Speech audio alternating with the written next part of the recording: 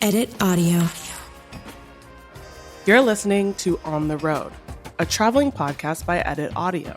We've been connecting with the creative community in our pop-up sound booth to collect and share anecdotes and advice. When I'm on vacation, I should be on vacation. Lean into opportunities. Figure out who you are. Take life seriously. Stand tall. Stop the self-doubt. Next stop, Blk Pod Festival Atlanta. What's one thing people wouldn't expect about you? Well, most people think I'm a social butterfly, which I can be, but I am really an introvert with extrovert characteristics. So I can put on the face and be out there with the people when I need to be, but my solace is at home, quiet, in my personal space, alone. You know they did. Yeah. Brandon, I've known you for 20-something years. Yes, I've known that about you. Okay. But most people would. Yeah. The one thing that people wouldn't expect about me, this is probably going to sound terrible, but if you meet me, I am not someone who will come across as, I guess, what I represent and who I am. You will be shocked to know some of the things that I've done just based on meeting me. A lot of people make a lot of assumptions just in general.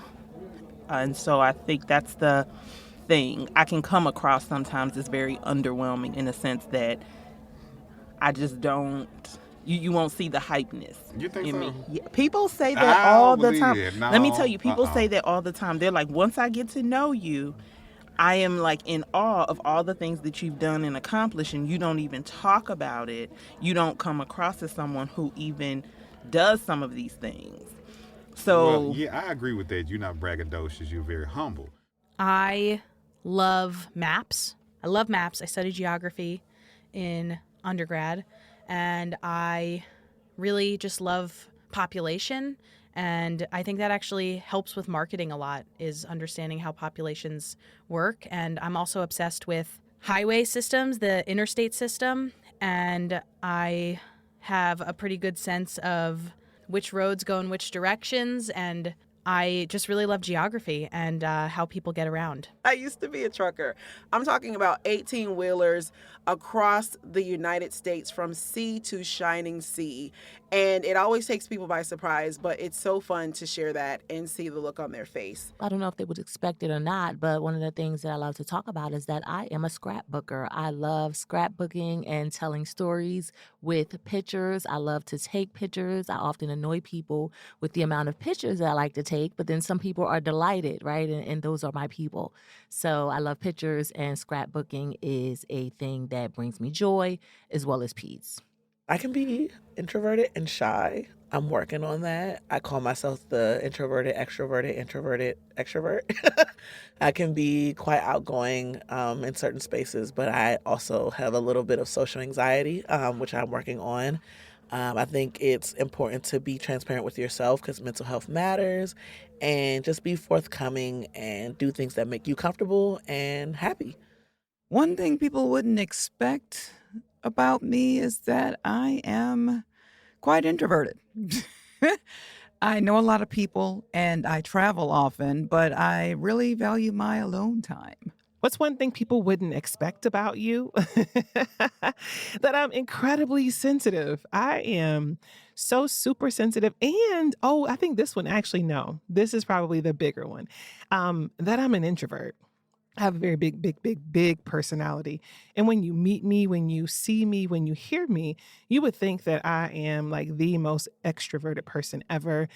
Furthest thing from the truth. And I've actually discovered this in my adulthood, as I often find myself having to take pause, disconnect, recharge alone, and then re-engage in community with others. So introversion is a part of my story. I know you wouldn't expect it, but sis is very introverted. I am very much not an empath.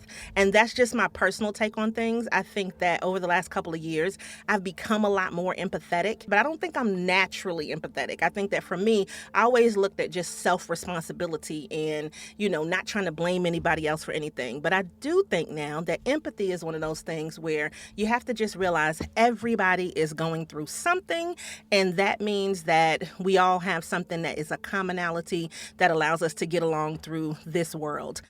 Maybe that I am the the only girl of 4 siblings and the rest are brothers, because I think people think that I'm more feminine than I am these days because I'm a grown woman, Beyonce. But I was a tomboy growing up, so I don't think people really know that about me now in my adult years.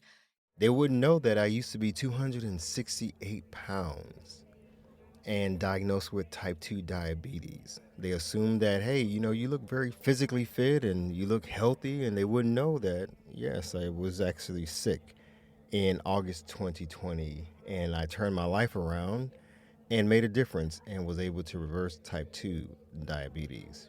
The one thing that people wouldn't expect of me, especially those who know me and my introverted empath self, is that I actually spent some time when I moved back to Houston as a dancer for a salsa team, and we actually performed shows at Miller Outdoor Theater in Houston, Texas, and it was an incredible time and an incredible group of people. It was just a way to really feed my soul, and I would never think that I would do that because I'm also very much a person who has a very large personal space, and when you're dancing salsa, you are right up close and personal with people. So the people I know are really surprised that I would do that, and it was fantastic. So Strictly Street Salsa if you are in Houston, Texas. One thing people never expect about me is that I sing. I guess because I don't really sing on Instagram or any of my social things, but you can always catch me in church singing. So that's one thing people never really expect about me. The one thing that people would not expect about me is how down to earth I am. I genuinely have a good time seeing others around me have a good time. So I spend the bulk of my life focused on making sure that others around me are living their dreams, living out their visions. And that, I think people think that there is another motive or something like that behind it. But really, I love seeing other people achieve their dreams.